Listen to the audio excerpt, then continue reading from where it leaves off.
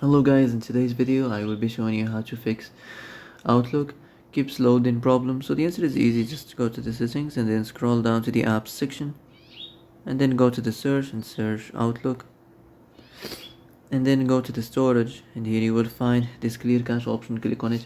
Now you can go check it if it worked, and if it didn't you can try to restart your phone or turn the Wi-Fi off and on, or the Bluetooth or the airplane mode.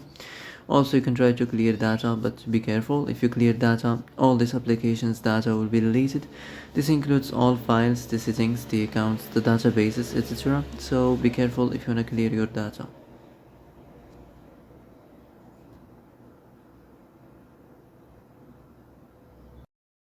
And that's it for today's video. I hope this is the answer you've been looking for. If you like this video, don't forget to like and subscribe, and see you in the next video. Thanks for watching.